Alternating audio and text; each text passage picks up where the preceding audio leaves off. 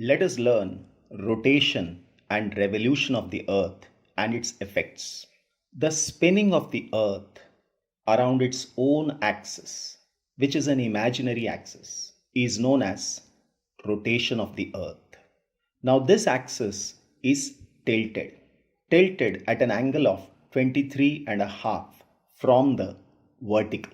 And with this tilted axis, the earth revolves around the sun, and that is known as revolution.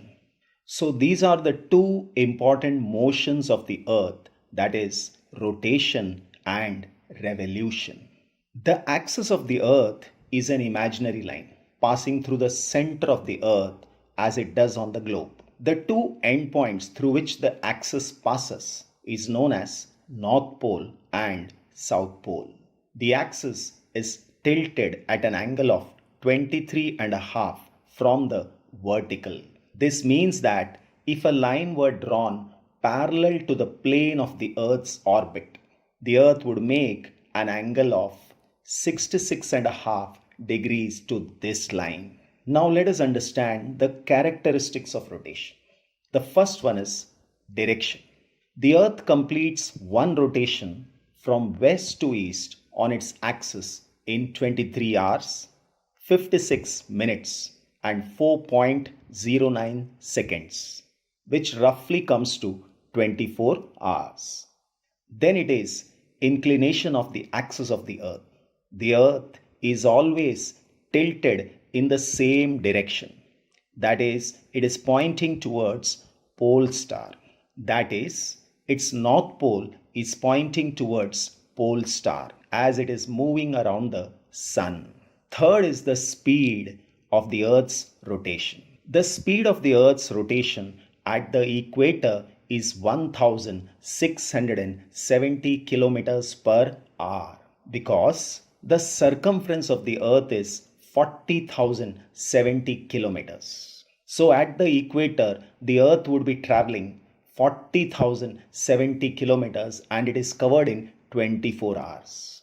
So in 1 hour, the Earth rotates 1670 kilometers per hour. So if we sum up the characteristics of rotation of the earth, it is the earth completes one rotation from west to east on its axis in 23 hours, 56 minutes, 4.09 seconds. That is roughly 24 hours. The earth is always tilted in the same direction as it is moving around the sun. And the speed of the Earth's rotation at the equator is 1670 kilometers per hour. Now let us learn the effects of rotation. The first and the important effect is the day and night are caused by the rotation of the Earth on its axis. This is because a part of the Earth faces the sun and it has day, and the other part which does not face the sun has night. And this happens with precision and progression and not suddenly. So I will say this happens accurately and gradually. It does not happen suddenly. The time when the sun begins to cast its light in the morning is known as dawn. At noon, the sun is overhead. At dusk, that is in the evening, we see the twilight. Twilight is the light that we see after the sun sets. So here the sun is disappearing in the sky. At night, we all know it is so beautiful and completely dark. The duration of the day and night is not equal at all the places on the earth. This is because of the inclined axis of the earth. If we look at the important latitudes on the earth, it is equator, Tropic of Cancer, Tropic of Capricorn, Arctic Circle and the Antarctic Circle. Now if you see the lines carefully in the southern hemisphere, you will understand that the duration of night is longer, and in the northern hemisphere the duration of day is longer than the night. The reason is the northern hemisphere is facing the sun and the southern hemisphere is facing away from the sun. But if you look at the Arctic Circle and Antarctic Circle, the Arctic Circle is completely in day. So when the Earth is rotating, the entire region beyond the Arctic Circle will have day. There the sun will not set. Whereas in the southern hemisphere, beyond the Antarctic Circle, you will see it is completely dark. And here the sun will not rise. The length of the day varies with respect to even seasons as well as latitudes. So the length of the day varies with respect to latitude but also seasons, and we shall be learning about them gradually. Then it is the sunrise and the sunset. This happens because of rotation of the earth. Then it is the Coriolis effect. Now we all know that the earth is spinning at a great speed. At the equator it is 1670 kilometers per hour. Second, we have learned that because of the spherical nature of the earth, different part of the earth receives different amount of sunlight. So there is difference in temperature at different places.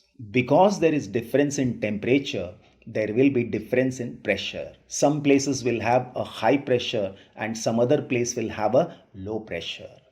And because of that, the wind moves. The wind always moves from a high pressure area towards low pressure area. Now when the wind is moving on the surface of the earth, the wind bends. The wind bends because the earth is rotating at a great speed. In the southern hemisphere, the wind will bend towards left, and in the northern hemisphere, the wind bends towards right. Now when you look at these arrows, it is very clear that they are bending towards left. But when you are looking at these arrows, it will appear as if they are also bending towards left. But for the arrows in the south, you will be looking from the southern end. Similarly, for the arrows in the northern hemisphere, you have to look at it from the northern end. Then you will see that they are actually bending towards right. So the wind in the northern hemisphere always bends towards right, and in the southern hemisphere they bend towards left. But in the equatorial region, that is region between 5 degree north and 5 degrees south, the wind does not bend. These are the regions of doldrum, or we say these are the regions of calm, and these are the regions of low pressure. The next important phenomena that we see is the sun, the moon and the stars seems to move from east to west. Now you may say that you have seen sun moving from east to west. What about the moon and the stars? But actually, if you see in time lapse, you will understand that they all are moving from east to west. This is because the earth is spinning from west to east. Now this effect is similar to what one experiences while sitting in a train and looking out of the window. What do we see? We see the trees and buildings and everything moving in the opposite direction to that of the train. The reason is the train is moving at a very great speed. The same happens with the earth. When you look at the sky, it appears as if the sun, moon and the stars are moving, but actually the earth is spinning on its imaginary axis. Then the earth also generates centrifugal force.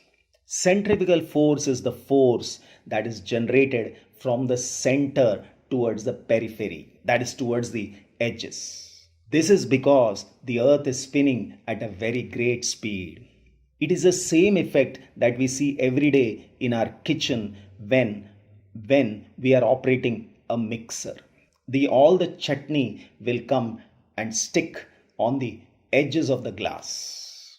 And this is the reason that along the equator there is a bulge in the earth, and the earth is said to be geode shape. Then rotation also causes difference in time, because when the earth is spinning, some part of the earth has day and some other part has night. Some part of the earth there is sunrise happening and somewhere else the sun is setting. So different part of the earth will have different time. Then the short rotational period makes the variation of temperature between day as well as night moderate. So neither day nor night is extreme, it is moderate. The rotation and revolution also causes seasons and variation in the length of day and night, and we are soon going to learn that. So let us summarize the effects of rotation. The effects of rotation are occurrence of day and night, sunrise and sunset, Coriolis effect. The sun, moon, and the stars seem to move from east to west. Centrifugal force, rotation, and we have seen rotation causes difference in time. And the last one is the side of the earth. Now we have seen that the earth is spinning around its own axis, and this axis is tilted. With this tilted axis, when the earth revolves around the sun in an elliptical orbit, that is the orbit that appears like an ellipse. Ellipse means an elongated circle. So when the earth is revolving around the sun in an elliptical orbit, we call it as revolution of the earth. And this leads to various phenomena. The earth moves at an average speed of 29.8 kilometers per second, or it is easy to remember 1 lakh kilometers per hour. So earth is spinning at a speed of 1670 kilometers per hour, and the earth is revolving around the sun in an elliptical orbit at a speed of 1 lakh kilometers per hour. Now if we see the revolution, the sun is not exactly in the center of the ellipse. Because it is not at the center of the ellipse, the earth, when it is revolving around the sun, there are times when it is closer to the sun, and there are times when it is far away from the sun. When the earth comes closer to the sun, that time the speed of revolution around the sun increases. And when the earth is away from the sun, the speed of revolution reduces. This is mainly because of the gravitational force of the sun. Now, the earth completes one revolution around the sun in 365 days, 5 hours, 48 minutes, and 45.51 seconds. But we roughly take it as 365 days and 6 hours. Now to adjust this 6 hours, we have the concept of leap year. And leap year comes once in 4 years. So on the 4th year, February, instead of 28 days, we have 29 days. And in this way, we adjust this 6 hour. Let us learn the effects of revolution of the earth. The first effect is the seasonal changes. Because of the revolution of the earth, we have in the first phase summer, in the second phase rains, in the third phase it is retreating monsoon, and in the fourth phase it is winter. Now how does this happen? Suppose we take these 4 positions of the earth. In the first position the date is 21st of March. In the second position it is 21st of June. In the third position, it is 23rd September, and the fourth position, it is 22nd December. When the earth is in the second position, if you look carefully, the northern hemisphere is facing the sun. And when the earth is in the fourth position, the southern hemisphere is facing the sun. But when the earth is in the first position or in the third position, none of the poles are facing the sun. So, the inclination of the Earth's axis does not have any impact on the sun rays that it receives. So, on 21st of March, vertical rays of the sun falls on the equator and the entire Earth has equal day and equal night. But as it is moving from the first position to the second position, slowly the northern hemisphere tilts towards the sun. So in the northern hemisphere, the days become longer and the nights become shorter. And this gives rise to summer conditions. And we say in this phase, it is summer in India. On 21st of June, the vertical rays of the sun falls on the Tropic of Cancer. This is the maximum inclination of the Earth's axis of the northern hemisphere towards the sun, and this is referred to as summer solstice. As we come to the third position, once again the day and night are equal, and in this phase India experiences rain. When the earth comes to the third position, entire earth has equal day and equal night. And as we come to the fourth position, the date is 22nd December. The southern hemisphere is facing the sun, and the vertical rays of the sun falls on the Tropic of Capricorn. And this is the time the northern hemisphere experiences winter solstice. So the first and the third positions are referred to as equinox because it is equal day and equal night. The first position is referred to as spring equinox, and the third position is referred to as autumn equinox. Then, as the earth is revolving around the sun, there are times when the earth is closest to the sun, and this position is called perihelion. And when it is furthest from the sun, it is called as aphelion.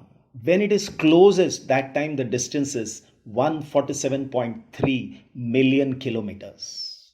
And when it is furthest, that time the distance is 152 million kilometers. The minimum distance of the earth from the sun is reached on January 3rd, and the maximum distance, that is furthest from the sun, the date is 4th July. So aphelion happens on 4th July and perihelion on 3rd January. Next effect of the revolution is the creation of heat zones. The entire earth can be divided into heat zones like the torrid zone, which lies between 23.5 degrees north and 23.5 degrees south. This region is referred to as torrid zone or the tropical zone. Beyond 23.5 degrees north as well as south, up to 66.5 degrees, the region is temperate zone. Beyond 66.5 degrees in north and south, it is the frigid zone. So there are creation of heat zones. This again is because of revolution of the earth. So if we sum up the effects of revolution, it is first one, the seasonal changes, inclination of axis and the seasonal changes, perihelion and aphelion positions, and creation of heat zones. Thank you.